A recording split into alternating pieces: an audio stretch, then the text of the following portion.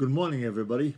It's Wednesday morning, May 20th, I think it is, and we're ready for Chapter 6, The Adventures of Grandfather Frog.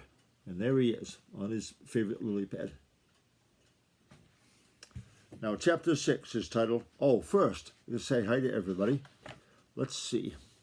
Hello, Jackson, and Matthew, and Marjorie, and Emma, all here in Maine. Malia and Lucas in Missouri. Kai Ming and Rukai in Washington State, Hope here in Maine, Dylan in Maine, Lucas in Maine, Leslie and Mary over in England, Ezzy and Indy in Oklahoma, Kayla here in Maine, Sylvia, Macy, and Lillian in Maine, Harper and Judson in Maine, Caden and Xander here in Maine, Evangeline and Isaac in Rhode Island, and Mabel in the country of China. There. Okay, I don't think I missed anybody. All right, let's see. Chapter 6. Longlegs and Whitetail quarrel. Now, Longlegs is Longlegs the blue heron, and Whitetail is Whitetail the mashhawk, if you remember. You did. I didn't. I didn't. You did. Such a terrible fuss when Grandfather hid. You see, Longlegs the blue heron had stood very patiently on one foot all the long morning, waiting for Grandfather Frog to go to sleep on his big green lily pad. He had felt sure he was to have Grandfather Frog for his breakfast and lunch, for he had had no breakfast and it was now lunchtime. He was so hungry that it seemed to him that the sides of his stomach certainly would fall in because there was nothing to hold them up. And then, without any warning at all, old Whitetail the mashhawk had glided out across the Smiling Pool with his great claws stretched out to clutch Grandfather Frog. And Grandfather Frog had dived into the Smiling Pool with a great splash just in the very nick of time. Now, is there anything in the world so hard on the temper as to lose a good meal when you are very, very, very hungry? Of course, Longlegs didn't really have that good meal, but he had thought that he was surely going to have it.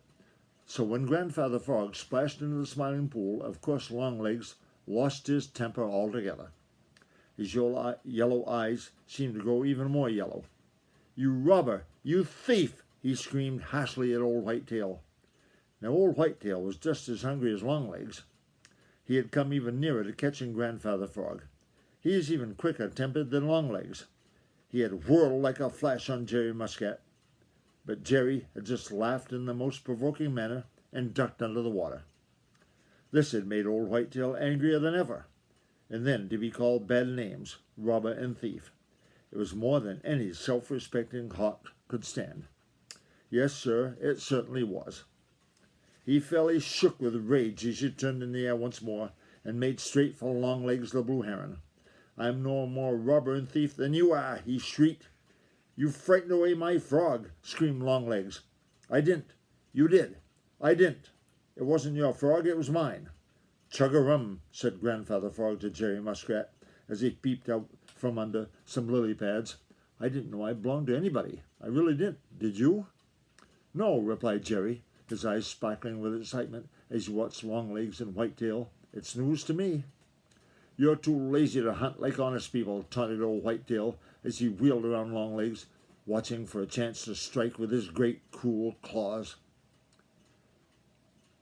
"I'm too honest to take food out of other people's mouths," retorted Longlegs, dancing around so as always to face Whitetail, one of his great broad wings held in front of him like a shield, and his long, strong bill ready to strike.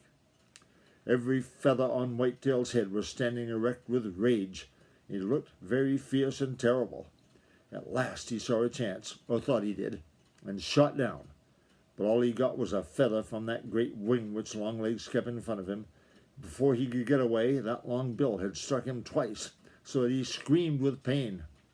So they fought and fought, till the ground was covered with feathers, and they were too tired to fight any longer. Then, slowly and painfully, old Whitetail flew away over the green meadows, and with torn and ragged wings, Longlegs flew heavily down the Laughing Brook, towards the big river, and both were sore and stiff and still hungry. Dear me, what a terrible thing and how useless anger is, said Grandfather Frog, as he climbed back on his big green lily pad in the warm sunshine. And that's the end of chapter 6. We'll read chapter 7 either later today or maybe tomorrow morning. Okay, bye-bye, everybody.